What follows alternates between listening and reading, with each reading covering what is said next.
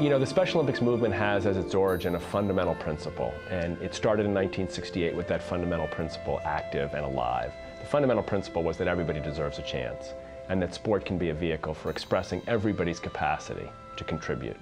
That mission, the concept that people with special needs, who might have been considered the most vulnerable people, the most, in a way, broken people, the least strong, the least powerful people, that they could be Olympic, that they could aspire to the ideals of human greatness. I mean, this was a complete reversal of people's expectations. We reversed those paradigms, and greatness became about the spirit. Greatness became about what you bring to the table, not what you're given at the start. Greatness became about perseverance and courage and friendship and openness and love.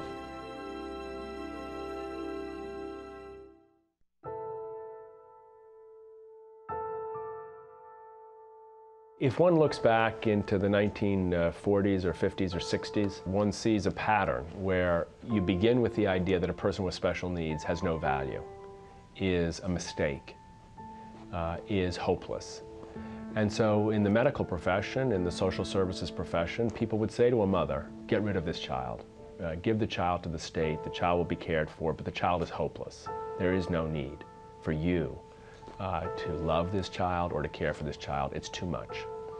So we saw really a terribly tragic period in the history of people with special needs, where horrible institutions were created that were not necessarily created out of malice, but out of indifference. People housed like animals, people treated like worse than animals in many respects, and families forever separated from the idea that their child mattered, never able to be proud of a son or a daughter or a brother or a sister, for many never even seeing that brother or sister, and all the guilt and confusion and tragedy that is accompanying that kind of experience.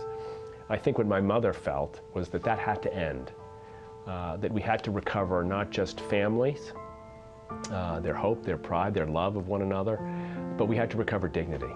And so Special Olympics was an attempt, in a way, to open the world's eyes. You know, we started in a stadium. It is not just about allowing play, but it is allowing the world to see. Fill the stands, come and watch, change your heart, change your bias, change that attitude that is so hopeless and so tragic, and replace it with an appreciation of the joy and spirit that everybody has, if only they get a chance. And you know, our athletes did the rest.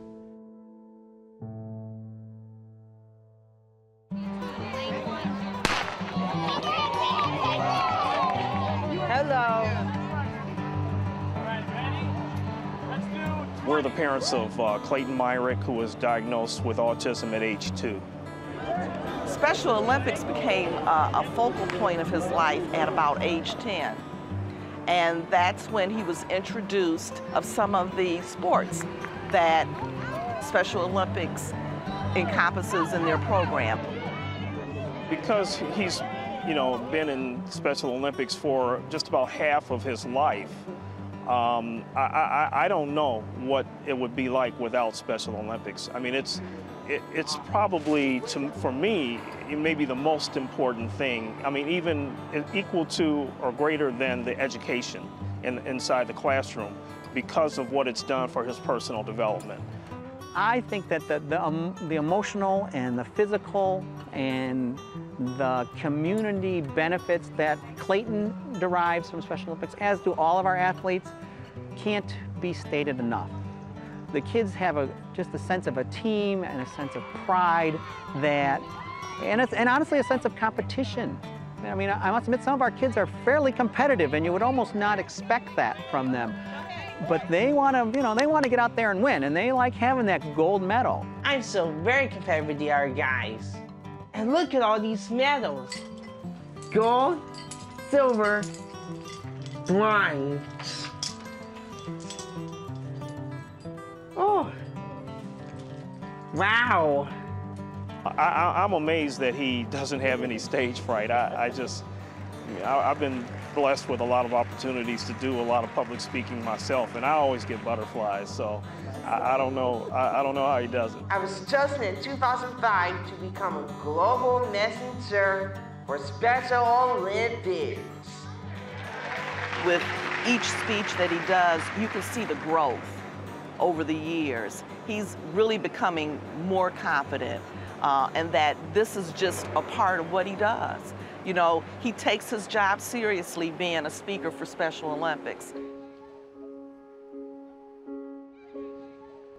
Having a little sister that was born with Down syndrome was something that, you know, you never anticipate, you know, until she was born. I don't think I'd ever known someone or met anyone that I remembered that had any kind of disability, whether it was physical or intellectual. I remember my parents sitting my older sister and I down before she was born, after my mom got pregnant, and explaining to us that when Barbie was born, she was going to be different.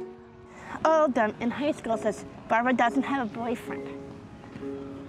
They were teaching me, Barbara has no boyfriend, Barbara has no boyfriend, and I didn't go to my senior prom. They were teasing me. I don't know why, because I was crying. It's kind of hard for me. If my friends were there, they should comfort me, because I didn't want to be teased anymore.